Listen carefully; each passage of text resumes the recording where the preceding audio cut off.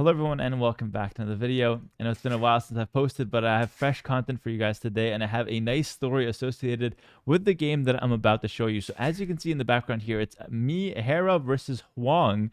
And yeah, this is actually a rank ladder game that I played yesterday. And the context here is that this is the first rank ladder game that I'm playing after my little Warcraft 3 hiatus. So I went to play Warcraft 3 to practice for a tournament that Grubby hosted. Very fun event. I won't spoil the result there if you guys want to go and watch it on his channel. But I had a great time and I really enjoyed that little that little transition to something different and, still in the same genre of RTS, which felt amazing. But here we're back. First game back. The Age of Empires 2. Who do I run into? I run into HOANG. And he's on a Smurf account. The cheeky bastard. He's a 2700 rated player on his main account. He's been farming noobs on the ladder because the pros aren't playing due to how bad the Arabia gens are right now, which is due for a video and due for a topic. Actually, I've got a lot of things to rant about. The water balance, the pathing, as always, the Arabia generation. But I try to keep it positive on the channel. You know how it is.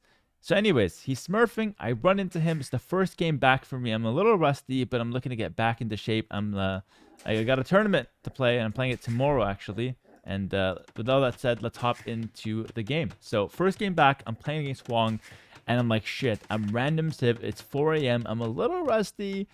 I am not in the shape or mood to be facing up against HOANG. So what do? I decide to give him a little taste of his own medicine. Now, for those who don't know who HOANG is, he's basically one of the biggest one-tricks slash cheesers on the ladder. He basically goes for the same strategy every single game, and he picks his favorite civ for the Celts. This guy's got, no joke, over 10 or 20,000 games of Celts only, and he does the same strategy almost every single game. We're talking like 98% of the time. And so I'm looking to disrupt his strategy. Basically, his strategy is a fast castle into an all-in.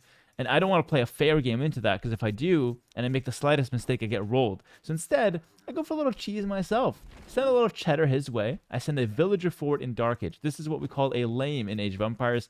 And I'm basically trying to kill as much of his early game hunt as possible. Steal what I can. These two buffaloes originally belonged to him, but I'm taking them for myself, because that's the way that conquest works back in the medieval ages. And oh, look at that. I can steal his elephant.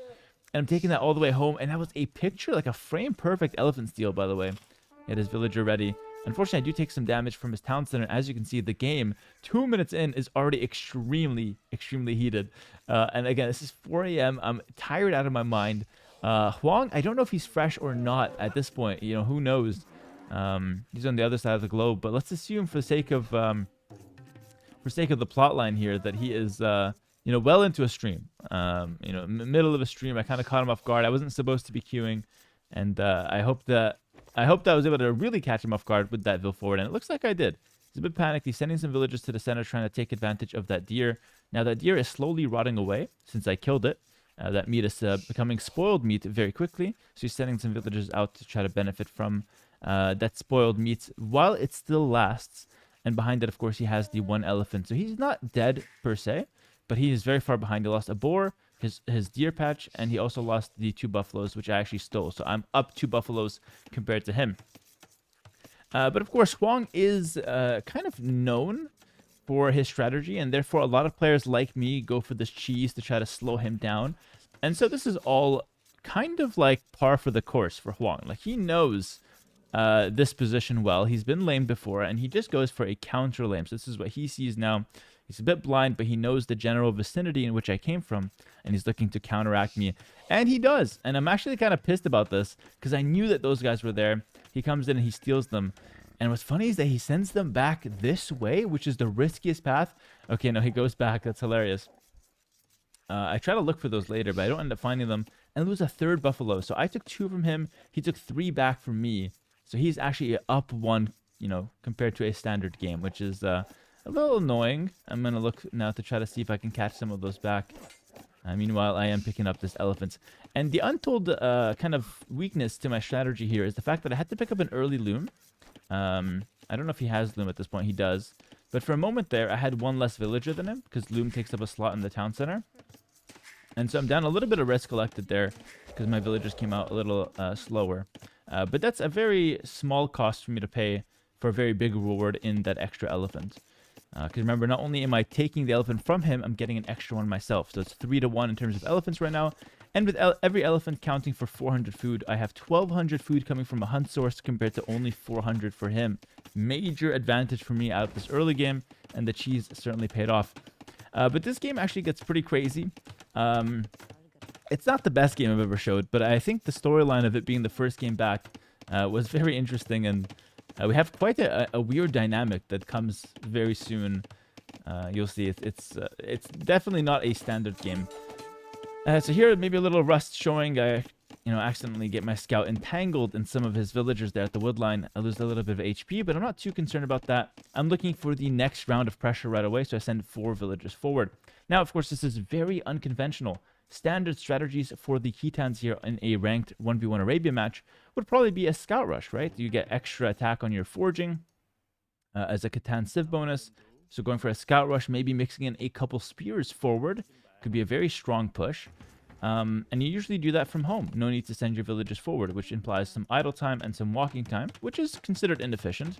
But of course, I've got devious ideas in mind and not just the standard scout rush, which will not really do much against HOANG because he likes to wall up, defend with some spears. And so only scouts would not be enough. I need something a little spicier. And I do a forward tower to try to achieve that. Now, this woodline is a little thicker than usual. Normally, Arabia is, historically at least, known to have thinner woodlines, but it's one of the gripes that a lot of the pro players have. The thicker woodlines making the towers a little less effective. Personally, I actually don't mind the thicker woodlines. That's not one of the things that bothers me that much with the current Arabia, although I do see their arguments, of course. It does make for a bit more of a defensive style. Nonetheless, I go for my tower, and I make a stable here that I delete, and I will remake, because I'm indecisive and I have no idea which is better. Truthfully, what I was thinking of there is whether I wanted a range for skirmishers or a stable for scouts. Now, I decided on a stable, mostly because I thought his base was wide open. As you can see, this is my vision. I noticed he's got no walls. And I'm thinking, exposed gold on a hill, exposed gold on a hill, exposed berries on a hill, pretty exposed lumber camp. I can definitely go for some scouts here and run around and make his life miserable, which is exactly what I go for. Scouts into a blacksmith, so stable blacksmith here. With the tower of the blacksmith, bit of a kind of a two-purpose building here. I'm going to get fletching for my tower to get 1 extra range and potentially harass a little bit more villagers on the woodline. And I can also later consider getting foraging to give double attack to my scouts, so +2 attack. Normally, this upgrade only gives +1, but with Khitans it gives +2. I trade against his initial scout here as I'm looking to get the pressure rolling. Nice little Vil pull there. Again, pretty good. I'm playing okay here so far, but I have to give credit to my opponent, who has still, under so much pressure and early game aggression, has managed to click up to the castle age at 11 minutes. Just for context here, a beginner player under no stress would almost never click up to castle age at 11:30. Under like zero pressure whatsoever, with all starting resources. A beginner player, like a 1000 elo player, 1100 elo player, never would be able to do this. Like this is a really hard timing to hit, and HOANG has hit it here under infinite pressure from me and down an elephant, which is honestly ridiculous. So great defense under the pressure there from him. But of course, the reason he's able to do that is because he stops making villagers, which is part of this cheese. He actually idles this town center, usually considered a terrible idea in any kind of RTS, because you don't want to cut workers unless you're going for an all-in, in which case the resources you'd lose by not making the workers and not gathering resources don't matter, because you're going to kill your opponent in the near future. I, of course, know exactly that this is coming because he does it every game. And so I'm looking to delay him as much as possible with another tower coming up on his woodline. Because, again, that woodline being so thick, he's still able to take it, and I'm not happy about that. I do something pretty cool here. I dive below the town center. But, of course, he is ready there with a spearman. I use my tower and my scouts. I pick off 1 low HP villager, and with the tower, I'm able to kind of defend myself against the spears. Pretty clean micro on my end. You got to call it how it is. But overall, a decent defense from HOANG. Only loses a low HP vill and a scout. Both of which are not the end of the world. And here he goes for his main rush. So this is what he's been building up towards. As I'm stuck in the feudal age, I've got more resources collected. Excuse me there. More res collected. And everything's flowing for me perfectly. No issues, no complaints so far. But the reality is I'm stuck in the feudal age because of my, inefficiency on the villagers, and because of the fact that I obviously went for an investment with early game military. And my opponent has now went straight to the castle age and sent 4 vills forward. Now, the crazy part about HOANG and why he's so dangerous is I know this is coming. I'm literally actively scouting for this. Look at this. I sent a full HP scout back. I'm looking for these forward villagers. I know they're somewhere. Look at this. 2 scouts looking for them. And the madman goes right next to my town center. Like, how am I ever supposed to scout this? Like, it's absolutely absurd. You got to expect the unexpected here with, oh my goodness, look how close I get. I just don't expect him to be here. So at this point, I'm thinking, wait, maybe I did enough damage that he's actually not going forward? And that's kind of my thought process here. Which in hindsight is a terrible thought process because he has to go forward or else he's quite literally dead.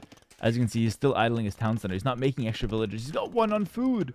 He's got 1 on food, and I'm looking for any kind of pressure I can find. Tons of scout pressure here. He's building up his siege push. He's got a couple scorpions. Normally the push is scorpions and rams. I look for a cheesy little surround on some of those spearmen. Little stack patrol. I find a decent engagement there. Killed 2 spears for 1 scout. Looking for a bit more, but of course 4 spears. You got to know your limits here, and this is certainly where I draw the line.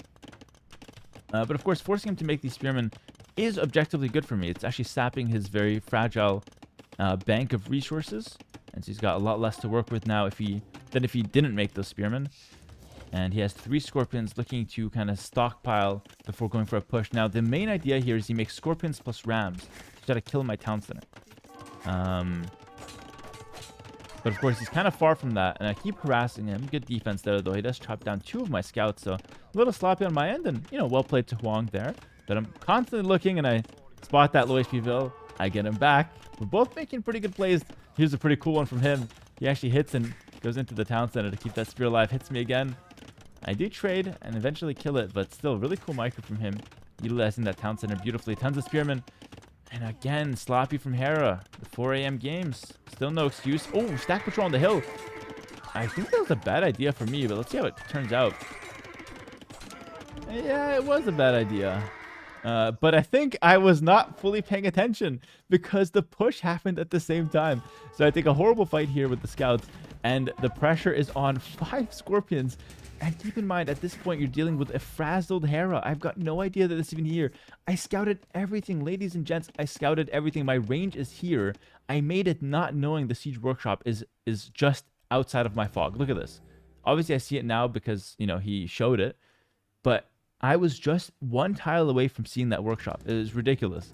And the scorpions come in here. So the villagers have to run because I have no idea what to do. I'm completely frazzled, caught off guard by this, despite knowing it's coming. I just couldn't scout it, and these things happen. So I just send my villagers running to Narnia. 1 to Narnia and 1 to China. Literally, look at this. Like, I just see deer here. Let's go take those. Sounds good. Abandoning absolutely everything. And I have 1 advantage here with the Khitans. Actually, see if you can guess what the advantage is here that I have compared to some of the other civilizations. It's actually Khitans and Khmer that can do this. We can farm anywhere. So obviously with Khitans, you have pastures. You don't need a mill for pastures, which makes making an expansion here or making a sneaky base infinitely easier. So here, if I just take some wood and I want some pastures, take 2 vills off, make a pasture, and they can collect like normal. No mill investment needed. Which is fantastic. As you can see, I'm doing it down here.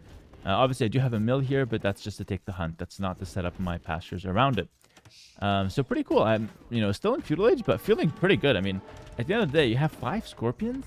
It's a little bit of like a, I don't know, like a false push. Meanwhile, I did invest into the range, and I'm looking to counterattack, forcing a stable now from a HOANG that has literally nothing in the bank. 005. Nothing in the bank whatsoever, and as you can see, it's just pain for him at home. And a feudal age player putting this much pressure on a castle player, not something you see every day. So he sells, or he buys some food in exchange for some gold, because gold is all he has, by the way. He's not mining anything but gold. It's just so freaking degenerate. Look, he's got 14 on gold. That's his entire economy. Compared to me that I got some wood, I've got some food. I was mining gold before I got pushed off of it. And now he's investing into these very, very expensive knights. It's a strong unit, the knight. But with no upgrades, I could fight it off with feudal age units, which is exactly what I go for. And remember, he's got like 1, 2, maybe 3 nights before it becomes way too expensive to actually afford making more of these nights. So I'm just trading him down knowing that these are extremely limited. You know, high in demand, but the supply is extremely low at the moment because they're just so expensive. And as you can see, a couple nights not really achieving what he wants to achieve.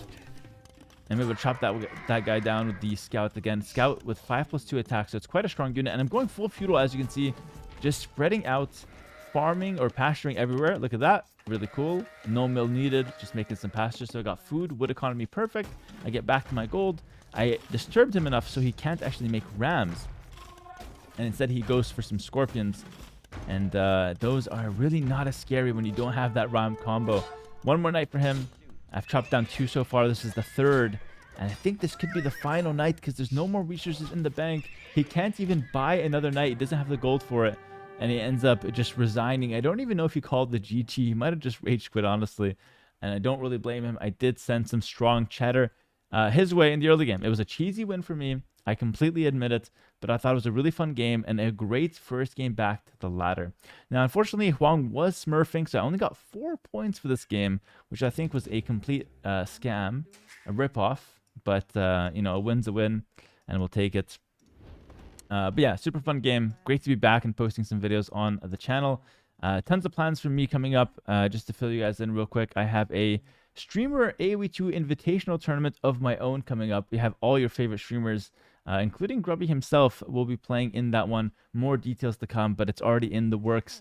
And it's going to be a lot of work for me. I've got to focus on my tournament now, the Warlords. And after that, directly after that, I've got the AoE2 Invitational that I'm going to pour my heart and soul into, because the list of names that I have gathered for that event are beyond anything I could have ever imagined for such an event.